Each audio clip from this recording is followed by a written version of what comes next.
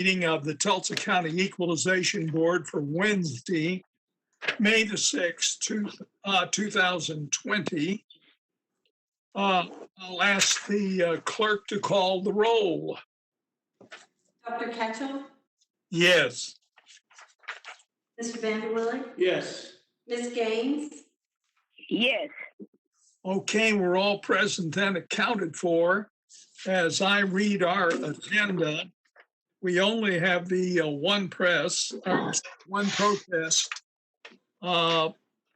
Demetrius Thompson, and I see that he is present.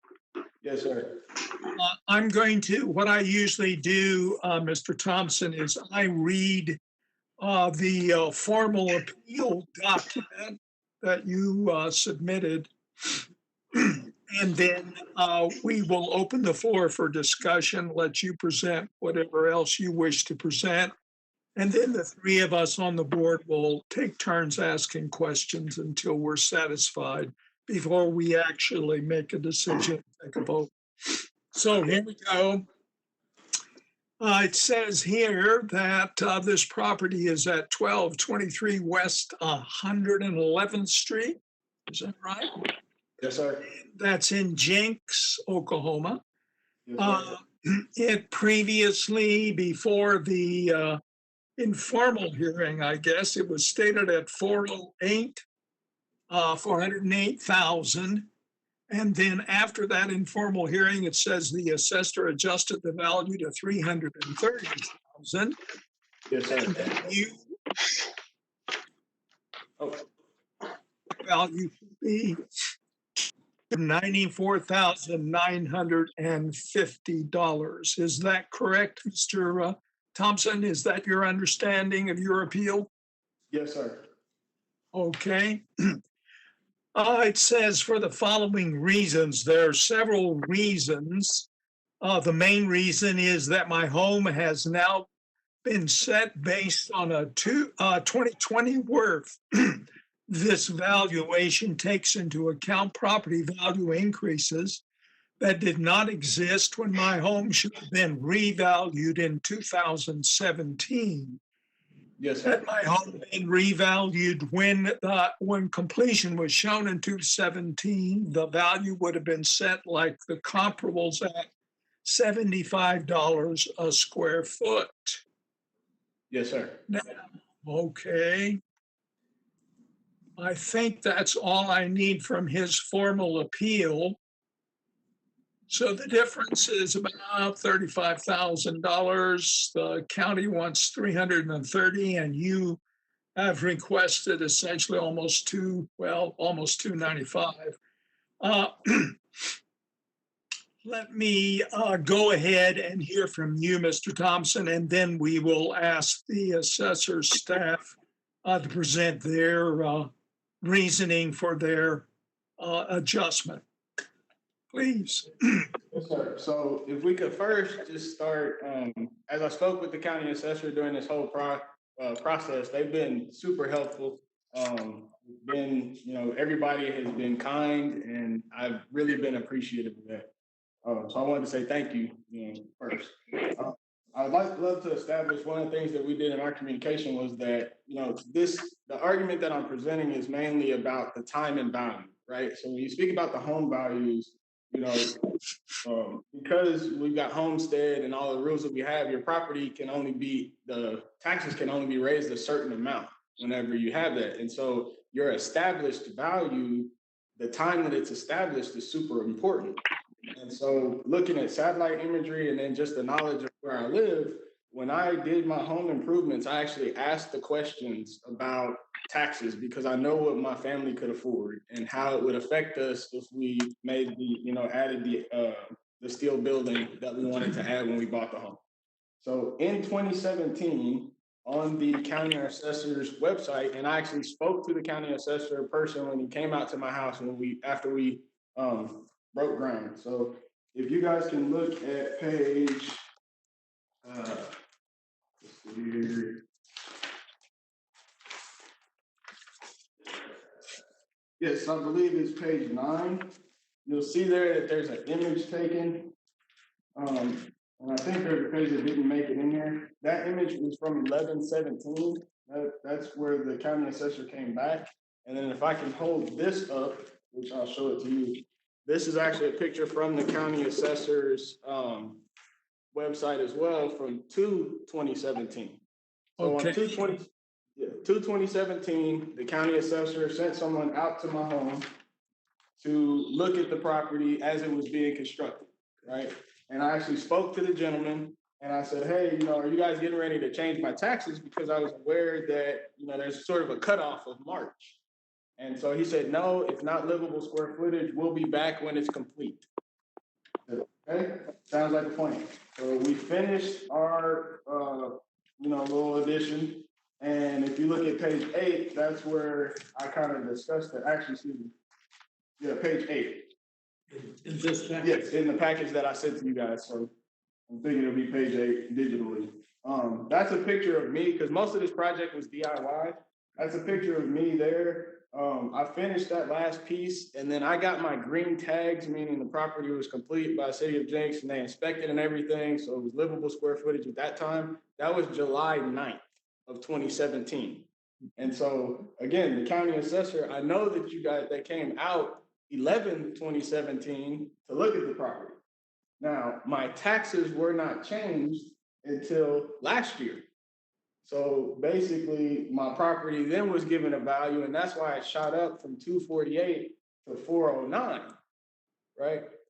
And so looking at that, when I had my formal appeal, the gentleman who I spoke with, I cannot remember his name for the life of me, I'm sorry.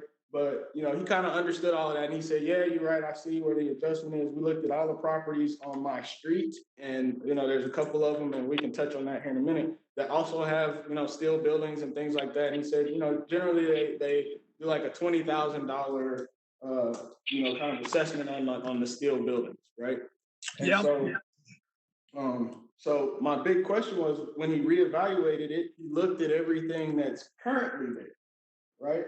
So what's currently there today is I'm very near to $400,000 homes that my home would never compete with, right? So like when you talk about actual market value, there's no way that my home being built in 1987, with a small 1,000-foot addition on it could compete with a brand new home that's looking over these new, extravagant lake ponds and all that stuff.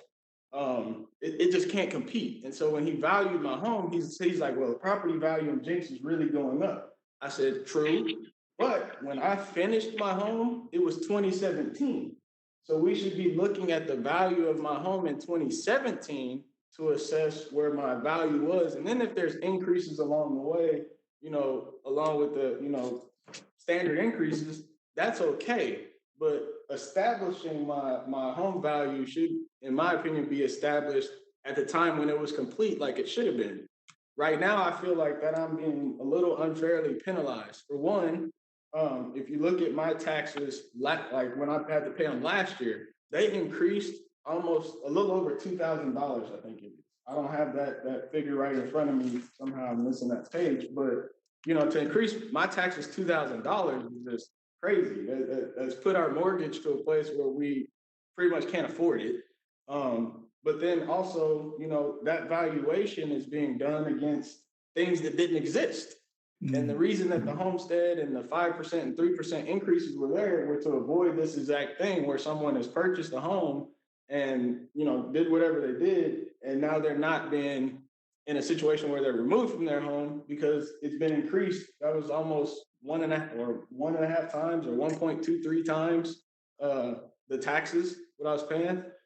So now that we've decreased it and put it at 330, that lowered my taxes roughly $1,000.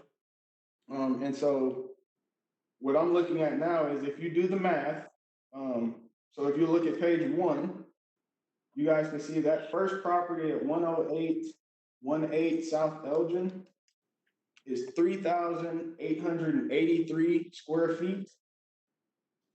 And its fair market value is $241,000. Okay. That property has an outbuilding and it has 5 acres. Okay. That property is about less than 1,000 yards from my house. It's on the same street. right? And again, it's got more square footage than what my house has. And they have an outbuilding, a metal building. My metal building just happens to be closer to my house, like, because it's attached. So it's very comparable. But you can see their price per square foot is at $62.27. At the original point where we were at, my property had been assessed at over $115 a square foot. So, that's almost twice as much as this property, and this property has more acreage. The other thing that I would like to point out about my property as well is in 2017, a portion of my frontage was taken by the city of Jinx in order to put in a walkway, right? Okay, so when I bought the home and I started my renovation, my home was at 1.82 acres, and now it is officially at 1.48 acres. So if you look at this same home that we're talking about at 10818 South Elgin, which you can, I think we have to go to page, I think I put that one in there. Let's go to page 4, I believe. So on page 4, what you'll see there is that the land value on that home, that's 1,000 yards from me, is 58,568. If you divide that number by the 5 acres, it comes out to about $11,713 an acre. If you then take that 11,713 and multiply it times by 1.48, you get 17,300. On the website, my land value is at 19,000. Okay, so I'm using this because it's so close. If you'll flip back, here's the other thing that jumped out to me as well. If you'll flip back to of this information, what you'll see here is a home, again, on Elgin. This home sits directly across the street from the first property I was telling you guys about. You'll notice it has a image date of 1/2019. So that home is super extravagant. It has more square footage than I have, and it's brand new on my street. That home is valued at 2019. The taxes on that home actually went down, and so did the value. My value went up almost 2 times. But a home that was built brand new, this home also has a structure behind it. It has a pool, brand new fencing. I mean, you can't zoom in on that. I don't know if you can, but that home right there, again, on my same street, this is just one of them. They put a bunch of them on my street.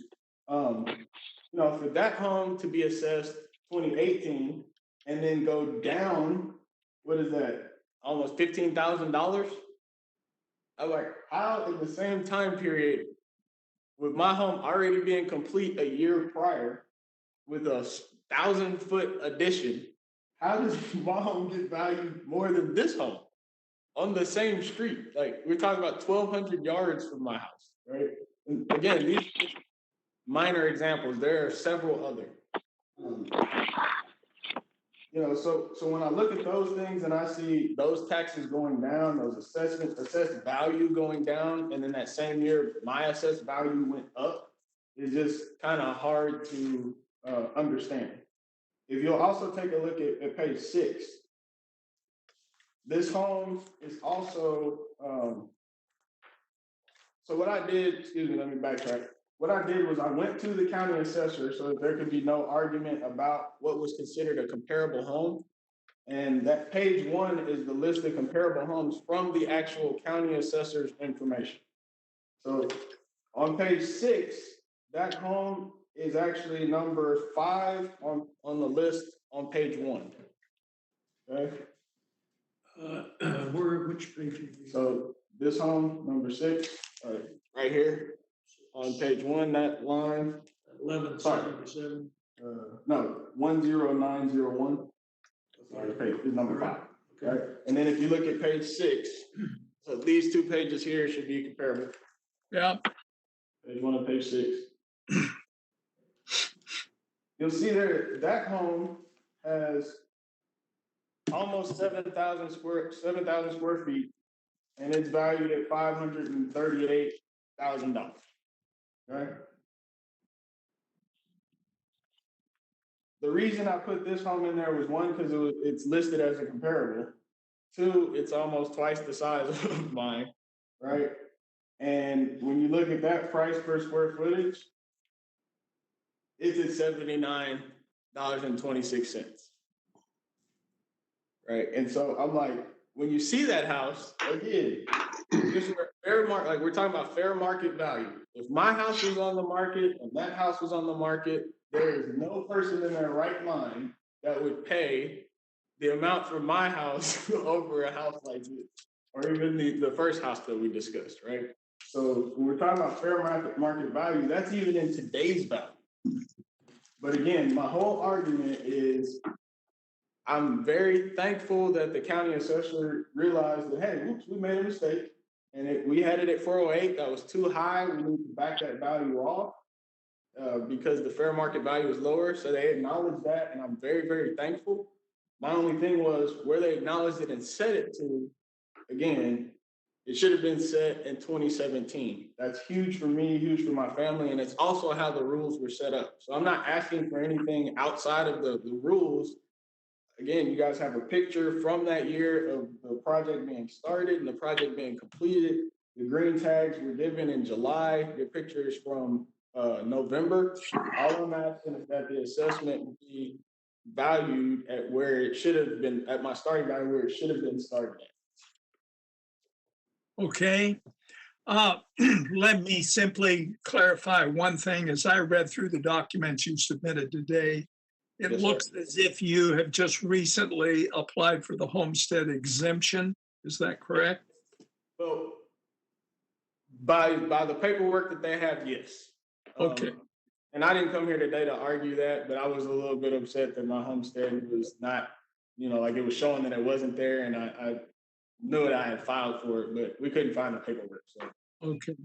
Anyway, all I want to clarify is you are satisfied that you have such an exemption for whatever value we set today, that will become your homestead exemption.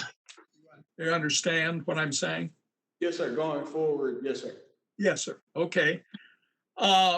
I want to hear from the assessor staff next, and then the board will have its chance to ask whatever questions it wants. But thank you for your presentation. Thank you very much, sir. Sure. The assessor staff, I believe, is a familiar face. Would you identify yourself and address the board? Hi, I'm Don Kelly with the Tulsa County Assessor's Office. Yes. All right, Don, what do you, I noticed you guys started out very, very high, and then you came down pretty dramatically after the informal. What's the thinking behind all this? Well, Dr. Ketchel, what we have is kind of an odd situation here. We don't have a lot of people building basketball courts onto the back of their house. And when we have stuff like this, we're estimating the value of what that would attribute to the property and stuff like that. And that's the number we came up with in 2019. What Mr. Thompson is kind of alluding to is the fact that we didn't, he had completed the house in 17, and we should have completed it in 18 with the value. In other words, that 408 should have been in 2018, not 2018, but not 2019. I see. I've got a note in the system that the appraiser who saw it didn't think it was finished as of November. We don't go inside and look to make sure it was finished. We don't know about the green tags and all that stuff, certificate of occupancy and that stuff. So instead of putting that value on, that's why it was one more year. Because when we have like coin, we don't know, we go ahead and lean towards the taxpayer and give them an extra year, basically, Sure. So that's where the 408 came in, and it came in 2019. Right. But it wasn't protested that year. That's why it stayed on there. And now we have done an informal protest, and we've come to a value of $330,000. Okay. that would include then this addition of the basketball court and gym, et cetera. Yes, sir. Yes, sir. Is it okay if I interject something? Is that okay? Sure. But hold on just a minute. I'm sorry. It's so hard now that we're doing all this remote. We'll give you a shot. Just hold that, whatever you wanted to say. I just wanted to ask one more question about this. In terms of the comparables that you guys are showing, it did seem that his property value, his land value, was that in line with what you understood the land was going for around him, or was this simply a reassessment of his? I notice his land is a fairly large amount in comparison to those nearby him. It's actually kind of in line with the rest of them. It's, it may not be dollar for dollar, but it's not that far apart. Land value on these things are pretty much a crapshoot. Hate to use too technical terms, but but it is a guess of what that would sell for and stuff like that. Yeah. Is he got the kind of unplatted property though that he could subdivide if he chose to? I don't know. That's a lot to do with covenants of the down there. I don't. He would have to take the house off because of where the house is on the lot looks like. I see. Okay. But there has been some of that going on down there. The one house that he showed, the big white house that we had that had dropped in a year, that's what happened on the drop. It had a big lot and they'd cut part of the land to another lot. So that's where the drop was. And that house right now, it was sitting at 200,000 and something. I forget what it was. Now it's sitting at $710,000. Again, that was one that we didn't think it was done. There's a note in there that says doesn't look complete. Again, those houses are, those are best guess estimates because we're not with the city. We don't have access to the certificate of occupancy. They don't call us when it's done and that kind of stuff. So we try to, once we know it's done, there's a picture on it from February of this year, and they completed it. I just got the notice a couple weeks ago. Okay. Now back to Mr. Thompson. You wanted to interject something in terms of what Don was saying. Please go ahead. Okay, so as far as it not being contested last year, I actually called up here, and that's kind of why I included page 10, 11, and 12. So every year I make it a point to look for these documents, right? And so it just so happened, I'm a veteran, and so I was looking into an EARL loan, I guess, last year, looking into an EARL loan, get into it with the bank, and because we were doing the EARL loan is the only reason that I found out my taxes and that my value had even changed, right? So I was looking for, a change and all of that stuff, and had some conversations with the county assessor's office, and then I didn't get that letter. So when I called, I'm like, hey, this isn't right. Something's going on. And it was August the 13th. And the lady, she was super sweet, very nice, very helpful. And she's like, well, I'm sorry, we can send you something out. I'm like, I get the letter every year. Why did I not get this letter? I could have protested or something. And she mailed me everything and said, I'm sorry, you'll just have to try again next year because you missed the deadline. And I'm like, what deadline? I ain't getting no notification. Right? Sure. And she's like, well, if state statute says we mailed it, sorry you didn't get it. Yeah. And so that's the only reason why I wasn't sitting before you guys last year and none of this was caught. And that's what page 12 is. That's, it's got highlighted there. 3/5 is the date that it was mailed. Because when the lady sent me everything, there was actually a sticky note on there where she wrote, hey, we mailed this in March. And then she also sent me the county assessor book. And that's how I kind of found out about this whole process, was because she mailed me the information. I got it. And then the other thing I wanted to interject with what he was saying is he mentioned that it's a basketball court, right? To me, that's kind of irrelevant. You guys generally don't look at it in what's inside of everybody's building. So whatever it is, that has no impact on the value, right? There are some places right around this neighborhood. And Mr. Kelly, we talked about this, I think, on the phone. There are some properties right on Juniper where they have an entire house behind their house for a mother-in-law, that's 2,000 square feet. And it's built out of steel, so they still assess it at $20,000. They don't say, oh, well, this is a house that somebody's living in behind the main house. We're gonna charge you $70,000 for it. Like it doesn't go against the standards. So I just think the fact that we're talking about my building having a basketball court in it, you know, I don't think that's relevant. And then lastly, the leaning towards the taxpayer. You said that, hey, we try to lean towards the taxpayer. I'm like, in this instance, it's kind of, I don't know if I can use the word screwed in the courtroom, but you know, by you guys waiting, the property value going up, that actually leaned the opposite way of the taxpayer, right? Because the longer you wait to assess, like the more value, the more taxes I have to pay. So it's actually been the opposite of that, right? Actually, when I used the term basketball court, I was simply using what was in the document. I think you're absolutely right. Doesn't matter what you were using it for, finally. On the other hand, if it is a steel building, I think they do try to kind of roughly keep all the steel outbuildings, you know, in a Right. range, the $20,000 for whatever use is going into it. Let me move on if I can. Charles, did you have any particular questions you wanted to ask?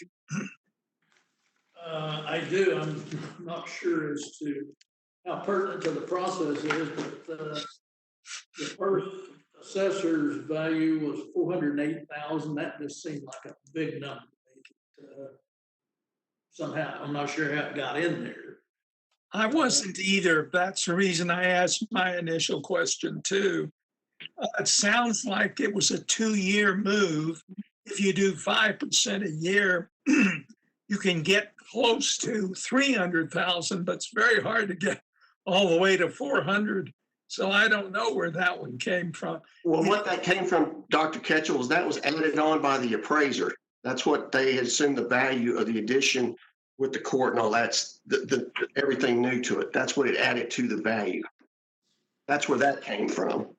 Well, but you moved from, at least as I understand the records that I'm looking at, you were in 2017, wasn't it just 248?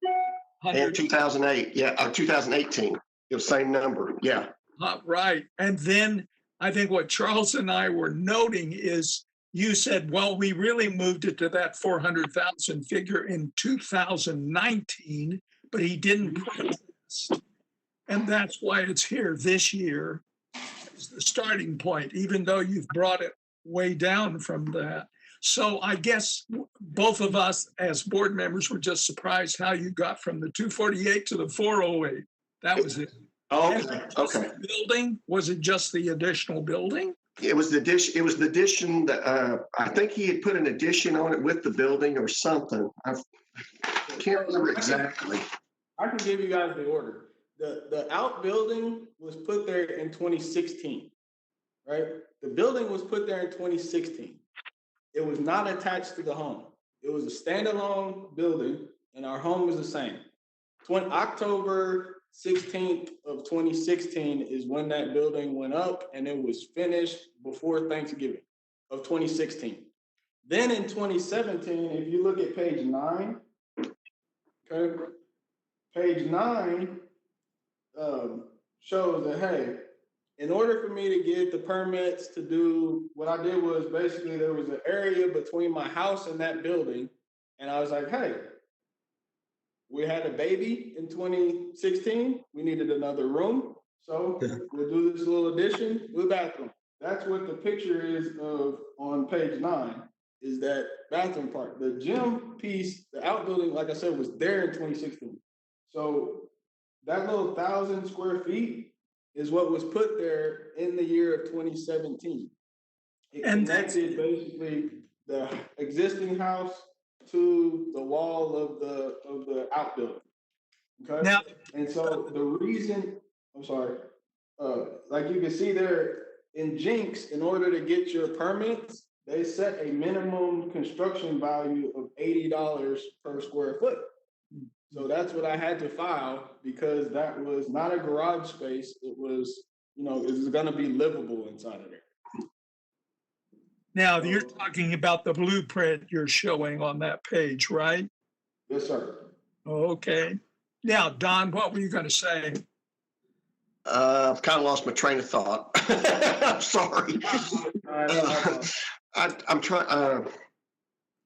I'm sorry. I kind of lost what we were talking about there for a second. But that's what happened. We put it on in 2019. Mr. Thompson's, was rather we put it in 2018. His assertion is that if it, the back, of course, it's like anything else, values go up.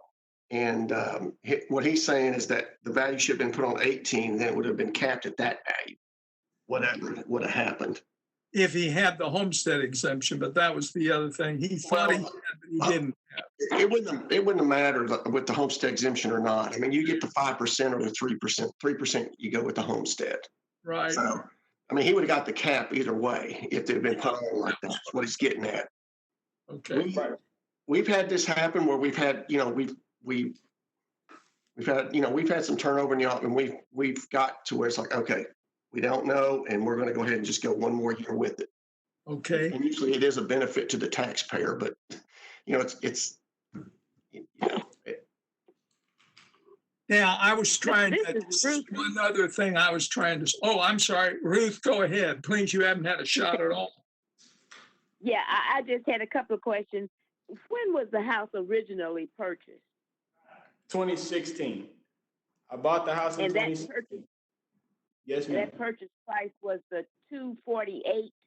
Yes, ma'am. Yes. $248,000. I purchased it for $248,000 in 2016. And that same year you added the Building. standalone building. Yes, ma'am. And did I understand you to say that you did not receive your tax or your notice in 2019? You didn't get anything?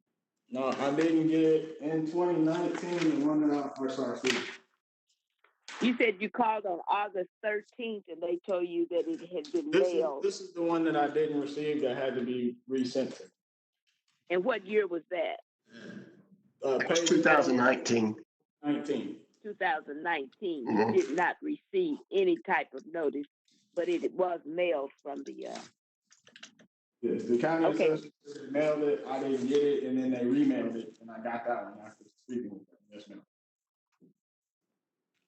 Okay, and by the time you got that one, your protest rights were passed. Yes, ma'am. That was August 13th.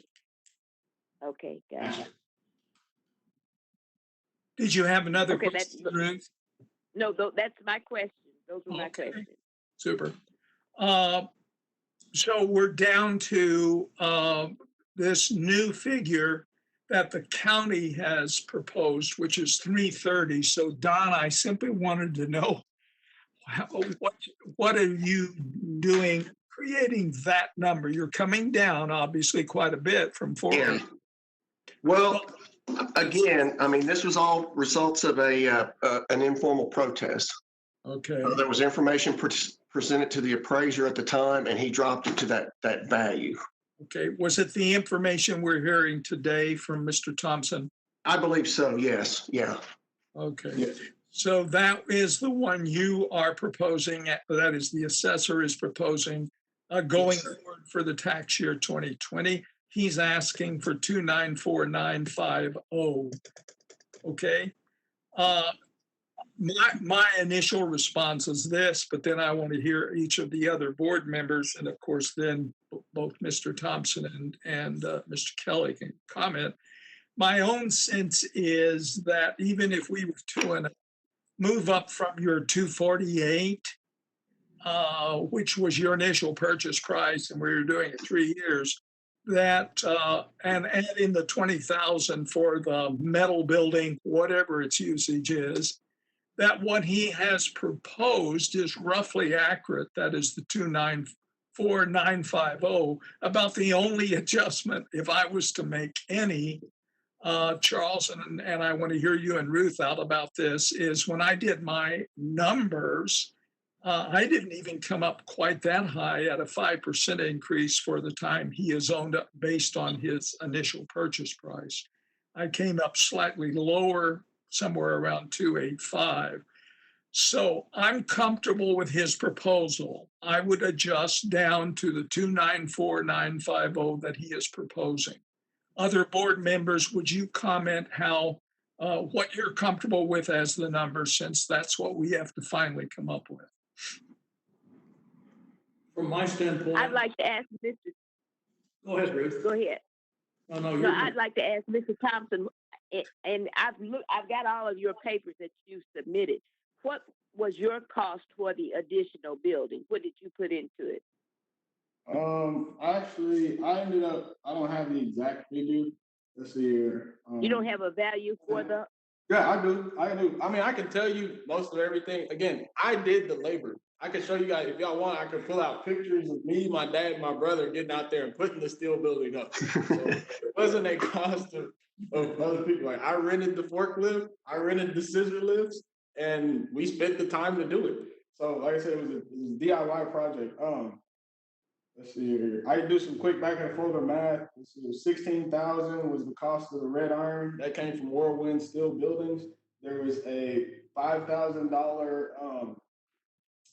Sorry, not 5,000. Between the architect and the engineer is $5,000 combined, so that puts us at 21. And then concrete costs. So I was in it for roughly 28.5, somewhere around that. And, for that. Building, that's not counting like I initially started. Basically, the building was just a big garage. I put down some tape on the floor, and that's how it became a basketball court. It was a covered garage that we could shoot in. And then my wife found a used floor from Craigslist that we drove up to Paul Husker to get, and that was $2,500. So that was a year later. You guys can see where I'm going with how the house got there. So I hope that answers the question. It was about 28.5. Ruth, did you have a number in mind that you are comfortable with today, or you still need more information? I'm in agreement with you. Okay. Charles, what about you? I think you still felt you had another question or two, right? I would be comfortable with your 294.5. Actually, it's I 294,950. It just started out at 408. I couldn't really swallow that big a jump. I That just didn't seem to fit. So I've been banging around somewhere. I started out at 275. Well, maybe I ought to go up some there. So I would be comfortable with 294.5. Okay, well, actually, he proposed 294,950. That was the number I was going with. Unless you and Ruth want to drop it that $450, I don't care. It's up to you. Yes, round it. Make it a round number. Oh, why? Okay, let's go to 295. You like 295? Okay. How about you, Round it up. Let's round this thing down. Do it for the kids. Just keep zeros on it. That's all. I mean, it's either 294, 294. Just not the. Just make it. Okay. Ruth, you make the motion. I move that we set the fair market value at $295,000. Second. Charles is seconding, and we'll, Mr. Thompson, I think we're doing as best we can do for you, and hopefully that will help you and your family meet the taxes that you need to pay for the county to keep its operations going. Yes, If there is no objection, we're going to go ahead and take our final vote. Do you have any objection? Me? Yep. No, sir. I think that I think where you guys are at is good, and I've also already paid those other taxes, so that's like now it's going to be considered a $2,200 donation. Sounds So about the county is still the All right, then I'll ask the clerk to call the roll officially. Dr. Ketchel, Yes. Mr. Vanderwilling, Yes. Ms. Gaines, Yes. And it is set then at 295,000, the current fair market value as established by the Board of Equalization today. Thank you, Mr. Thompson, for coming in. Your presentation was quite well done. We appreciate the thoughtfulness you put into it. We hope this is going to be helpful to you. We try to create some kind of sense of equity with the taxpayers who come in and the assessors who have to keep the county going with some tax revenue too. But thank you for coming in and helping us today. Thank you all. And again, Mr. Kelly, thank you very much. Your people have done an excellent job. So please don't take this as a knock on anything you guys did. I understand your limitations. Thank you. No, thank you for understanding. It's been kind of it's been a lot of we've had a lot of conversations, but yeah, man, it's we appreciate it. Thank you. Thank you very much. As I understand it, that was our single agenda item for us to act on today, and therefore it is in order that there be a motion to adjourn the board. So moved. Is there a second? Second the motion. It's Second the been moved motion. and second. It's been moved and seconded to adjourn. I'll ask the clerk to call the roll. Dr. Ketchel, Yes. Mr. Vanderwilling, Yes. Ms. Gaines, Yes. So ordered by action of the board. Our board is adjourned for today.